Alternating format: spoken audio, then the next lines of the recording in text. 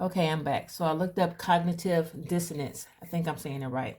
So it says to deal with cognitive dissonance caused by family and peer groups and gossip and slander, you should focus on self-trust, set clear boundaries, limit engagement with the perpetrators, and seek support from trusted individuals and mental health professionals. The core challenge is the conflict between your self perception and the negative narratives being spread. I'm going to read that again because this is what I get from this. It says issues are coming from cognitive dissonance, will show up as internal conflict or confusion, struggling to reconcile conflicting beliefs or behaviors, often resulting from being taught contradictory messages growing up, leaving you unsure of your values and beliefs. And this comes from the home, then it goes into the school yard, and then we go into the workplace, and it goes into your marriage, and then you just have, so the Lord is bringing it to our attention now so we can ask Him for help to remove the seed that planted and grew into all this right here.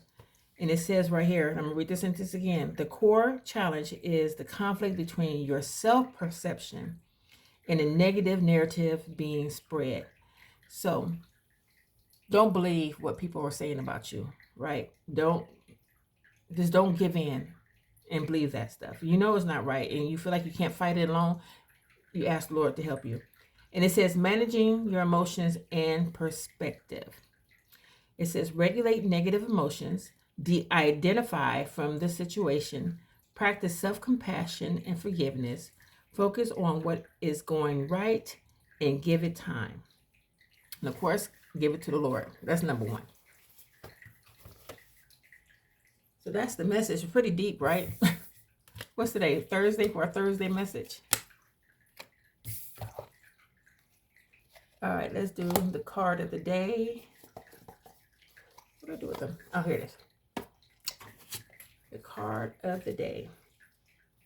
There's the word for the day. We got two.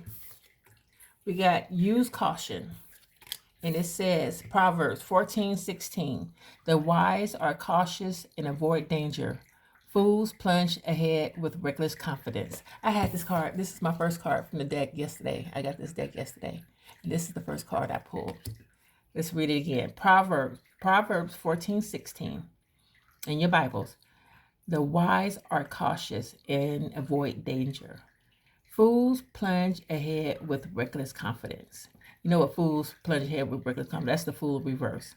So the Lord is telling us to be wise and cautious and avoid danger. And we also got salt of the earth. Matthew 5:13. Let me tell you why you are here. You are here to be salt seasoning that brings out God's flavors on the earth. If you ever wanted to know why you're here, why was I born, Lord? Why did you create me?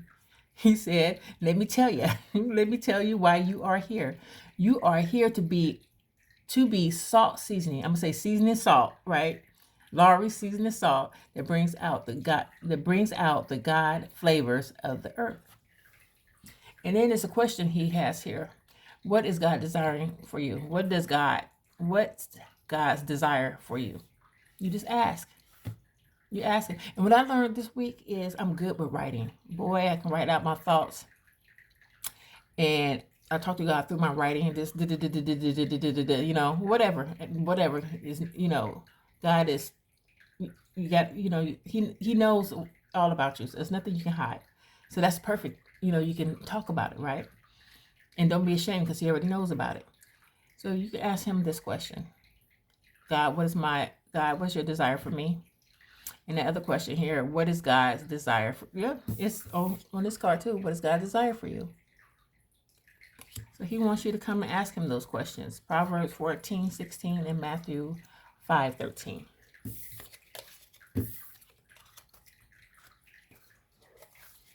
All right. Let's get us the power to surrender card.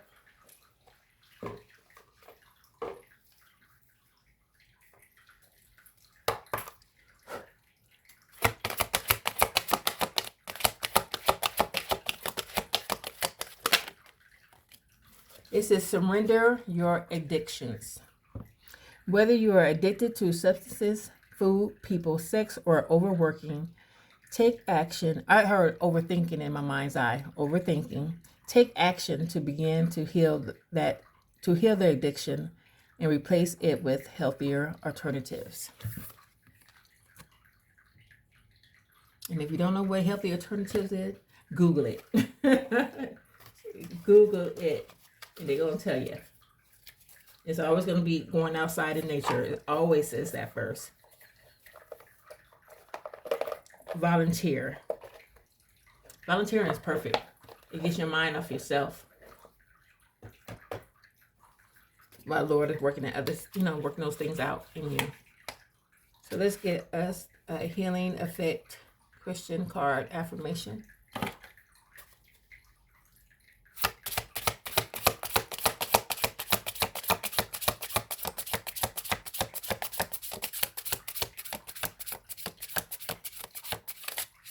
One card, Lord. This one's flipped, but I heard to take this one, these two. Love is sacrifice, John 15:13. And love like Jesus, John 13:34 and 15. These are truths. These are Bible truth, biblical truth. Love is sacrifice. To love is a sacrifice.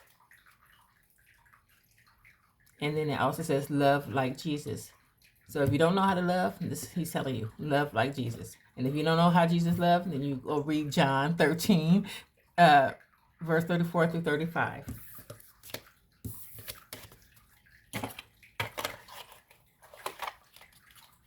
Okay, let me get a Beatitude. Now, this is a Beatitude deck. Beatitudes is in the Bible. It's going to give you a card from here, and it's going to tell you to look it up if you want to look it up, so you know what a Beatitude is.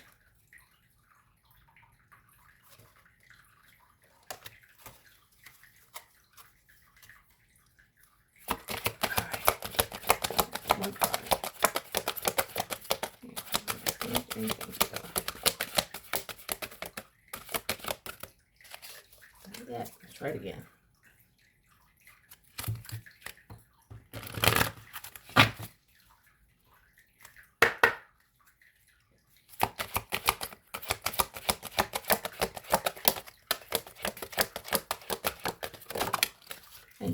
Thank you. It says, card 43, Jesus teaches about judging others. Ooh, that's on the line what we was talking about earlier. Verdicts are not to be rendered from prejudice. We are called to be discerning rather than unkind. Always use discernment. And it's from the Sermon of the Mount, which is the Beatitudes. And it says happiness according to Jesus. Matthew chapter 7, verse 1. Judge not, that you be not judged. It means don't judge, least you be judged. But they say one finger pointing to the other, four pointing back at you. Yeah. He doesn't want us to judge. He wants us to give up judging. Not just for today, for life. And that's even with judging yourself. A lot of this, I read tarot from my perspective. I don't look at no one else. It's for me. I don't look at nobody else. That's God's job. I have a personal relationship with the Lord, and I read tarot and I read these cards as a mirror to me. That's the only reflection I see in that mirror. So that was my message. It's not a blame game. He wants you to take accountability for yourself. Don't worry about the others. What other people are doing. All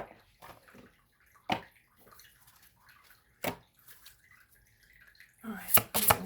These cards. It says, I am a bridge over waters. You are crossing new paths. Walk every step by faith. Isaiah 26:3. If you taking these messages on these cards to heart, he's telling you that you are walking new paths, and he wants you to take every step. every moment, every day by faith. Remember, don't count yourself out when you fail. I fail all the time, all throughout the day. Sometimes I do it knowingly, willingly. I fail. I just fail, right? And a lot of times I do it without even knowing, knowing any better. But the Lord considers all those things. He don't hold it against you. There's no way that you can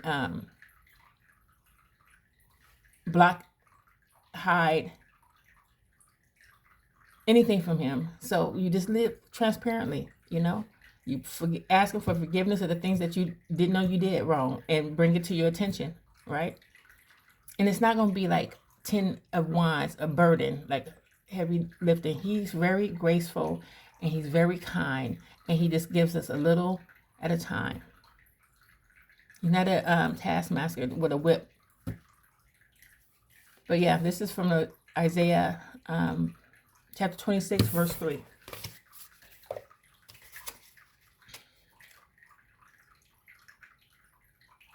Let's see. What is it? Card. What color was that?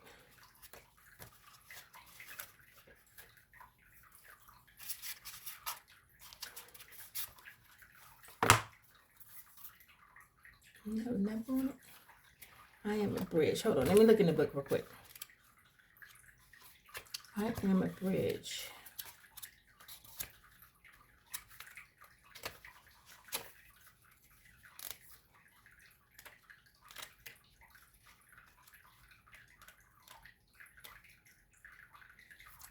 I have a number on here. I don't see a number on this card.